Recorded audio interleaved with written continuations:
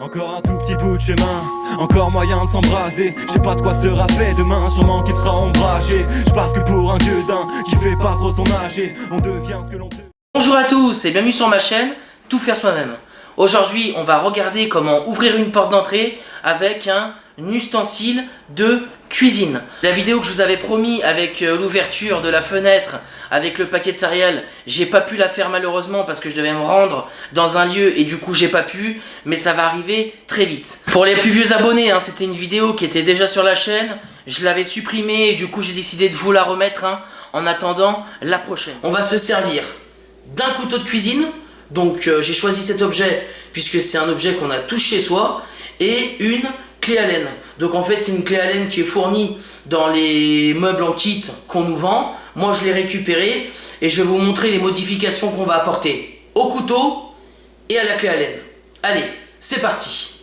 Pour la modification, moi j'ai utilisé donc, comme je vous ai dit, la clé Allen. Vous voyez, je l'ai limée sur les bords pour vraiment que ça me fasse un bord plat. Et après je vais venir l'insérer dans la serrure et c'est ce qui va me permettre de donner de la tension. Pour le couteau, on va venir enlever toute la partie dentelée et à peu près sur les 1/3 du couteau, on va venir apporter une forme. Je le trace. Voilà, ça suffit. Comme ça et comme ça.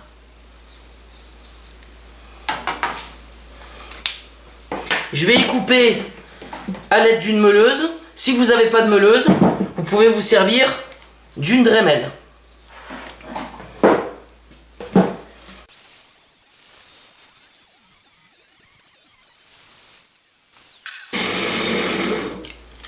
Ça y est, on a presque terminé. L'idée maintenant pour crocheter une serrure, c'est qu'il va falloir faire un crochet au bout et après on va faire des vagues. Donc des vagues, donc ce que vous faites des repères, il faut en faire au moins 4. Donc moi j'en fais 3. Et là il faudra faire un crochet.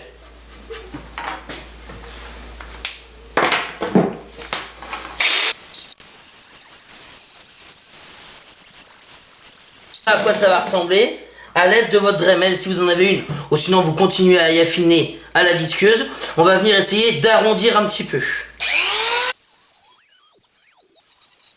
On a fini de préparer notre couteau, donc vous voyez à peu près à quoi ça ressemble.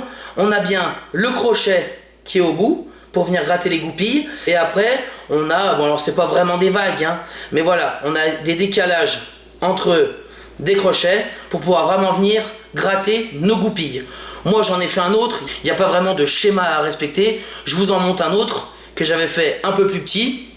Voilà, donc là j'avais pas le crochet au bout puisque je l'avais fait trop fin et il avait cassé. Donc ne le faites pas trop fin non plus. Et puis pour finir, il nous reste la fameuse clé Allen que je vous avais montré, que j'ai limée au même titre que mon couteau. Et on va pouvoir tout de suite passer au crochetage de la serrure. Ça y est, on se retrouve devant notre porte. Moi j'ai la même serrure que je vous avais présentée avec les 3 points. Il n'y a plus qu'à verrouiller. Voilà, les clés, on n'en a plus besoin. Pour la clé Allen qui va me servir de tension, là j'ai la petite, on est d'accord. Moi j'ai la serrure qui est un peu grosse. Quoique non, c'est bon, ça le fait. Donc je peux la mettre. Si votre serrure est un peu trop grosse, vous pouvez en fabriquer avec une clé Allen beaucoup plus grosse. Il suffit juste de limer le bout, tout simplement. Je place ma clé Allen sur le haut, qui va venir créer ma tension. Donc là, ma tension est créée. Je peux bien y voir. Et après on va pouvoir venir gratter. Donc à l'aide du couteau, vous le mettez dedans. Il faut vraiment venir gratter les goupilles. Donc vous forcez pas comme un âne, pour vraiment que ça rentre. Donc vous venez gratter vos goupilles tout simplement. Donc là, faut se mettre en face. Il n'y a pas à chier. Voilà. Et après vous faites des mouvements. Vous voyez, je commence à les dérouiller. Et voilà, j'ai libéré mon canon facilement. Regardez. J'ai plus qu'à tourner.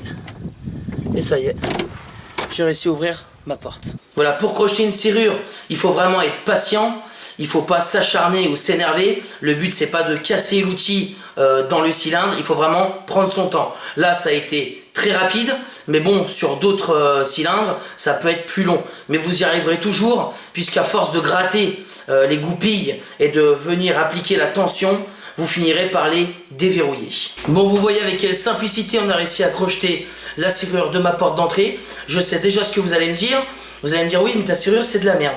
Bah, je suis super d'accord avec vous. Moi, l'histoire, c'est que je suis quand même locataire. Donc, quand je suis rentré dans ma maison, eh ben, on m'a remis mon jeu de clés. J'avais pas du tout l'idée de remplacer ma serrure. Maintenant que je me suis penché, bien évidemment, sur le crochetage et j'ai vu que qu'en quelques secondes, j'arrivais à la déverrouiller, je pense que je vais réfléchir à changer mon système. Tous ces cylindres qu'on voit, je vous les ai présentés sur des portes à 3 points, ça représente 75% du marché. Alors on a des barillets qui sont plus sécurisés, d'autres moins. Là on va dire que c'est quand même une moyenne gamme ce que j'ai déverrouillé. Donc il y a un barillet, on va dire à, je sais pas, 20-30 euros. Moi je vous conseille vraiment d'investir, je pense que c'est ce que je vais faire, dans une serrure bien plus costaud, entre 2 et 300 euros. En fait c'est un bloc qu'on vient mettre à l'intérieur de chez soi, avec une barre qui part en hauteur et une barre qui part dans le sol. La clé, ça ressemble à ça. Donc vous voyez, c'est pas du tout les clés qu'on a l'habitude de voir sur le marché. Et là au niveau crochetage, j'ai envie de dire qu'on sera quasi nul, et même au niveau perçage. Voilà, ça sera vraiment une porte qui sera beaucoup plus difficile à ouvrir que la méthode que je vous ai montré. Bon bah écoutez, j'espère que cette astuce vous a plu. Si vous n'êtes pas encore abonné et que vous voulez me suivre, n'hésitez pas à cliquer sur le petit lien juste en bas de l'écran. Et puis n'hésitez pas à partager un maximum cette astuce pour que toutes les personnes qui disposent d'un cylindre comme celui-là pensent à investir dans un meilleur système de sécurité. Moi, je vous dis à très vite pour une nouvelle vidéo.